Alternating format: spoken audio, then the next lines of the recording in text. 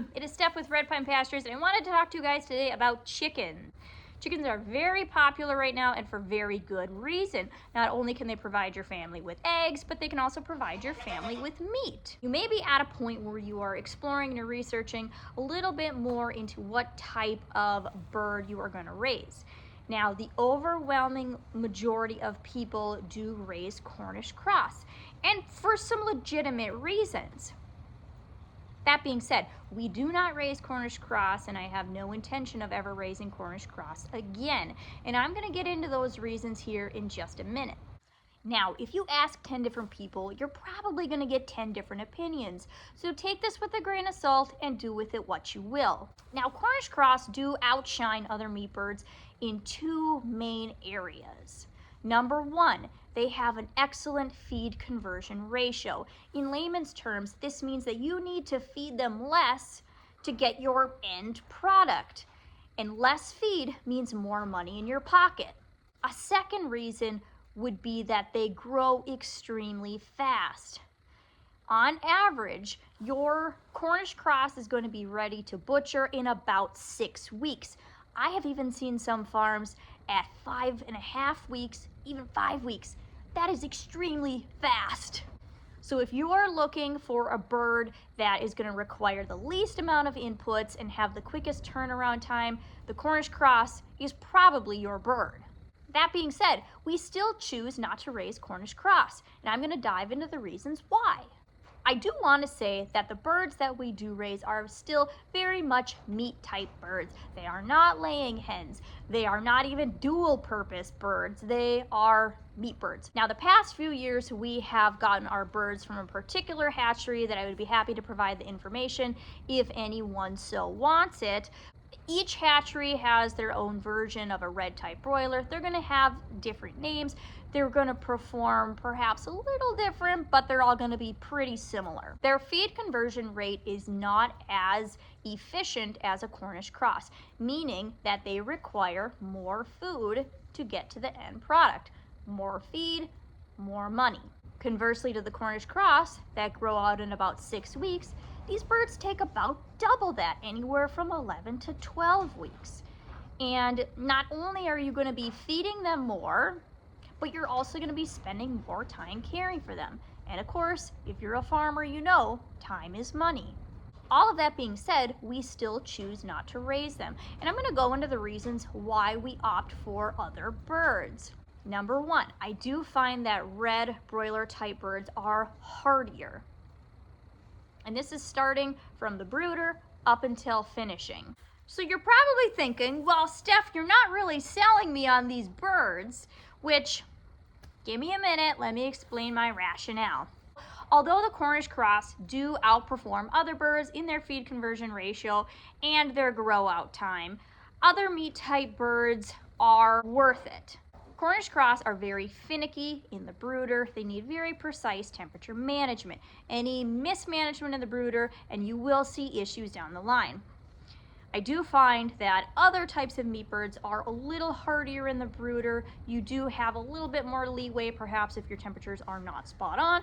Maybe your power gets knocked out and your heat lamps are out for 12 hours. Those other birds will tend to tolerate those disparities a little better. Along the same lines, once Cornish cross get large, they become very sensitive to the heat. Other types of meat birds do tend to be a little bit hardier. We've never had any losses due to heat-related reasons. Another major consideration is the health issues. Cornish cross, due to their extreme growth rate, can have leg issues and they can also have cardiac issues. And while when we were raising Cornish cross, we always did choose to raise them a little bit slower, more along that 8-week mark, so we didn't see those leg issues, we didn't see those cardiac issues.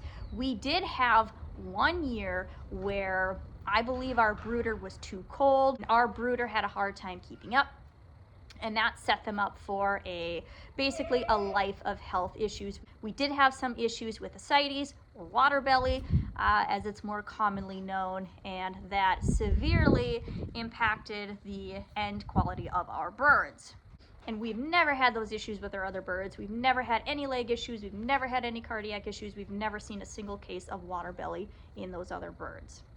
Other considerations. I'm going to put up a picture of what our meat birds look like as they get near processing. They are beautiful birds. They are healthy looking birds. They are fully fledged, meaning they have all their feathers. They forage exceptionally well.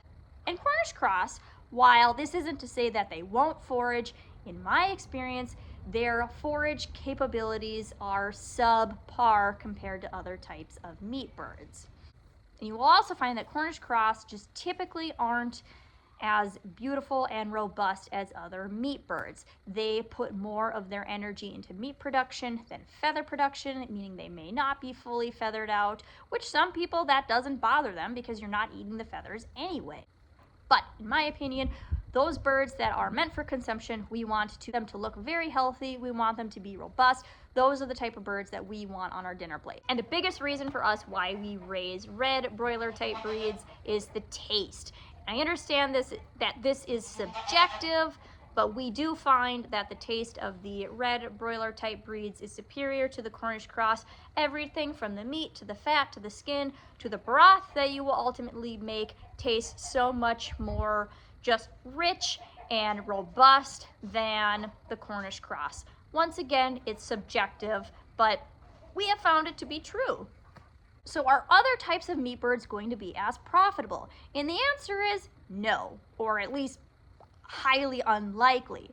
Now for us, profitability is not our end-all be-all. We do have other considerations when raising meat birds. So you're gonna need to weigh what is important to you and important to your family and important to your farm and make your decision based off that. And I do want to end this with Cornish cross are not bad birds. Any bird raised on pasture is going to be superior to a bird raised in a chicken barn any day of the week. And there are a lot of farms who are raising Cornish cross and they're doing it right, and there is nothing wrong with that. So if you are someone who is either, raising Cornish cross, or maybe the farm that you buy from raises Cornish cross, there's nothing wrong with that. But if the opportunity arises where you can try another type of bird, I would say take it, and you may surprise yourself with what you think in comparison. If you do have any questions, don't hesitate to drop them below. I appreciate you guys watching. I thank you for taking the time out of your day to listen to me speak, and until next time, bye!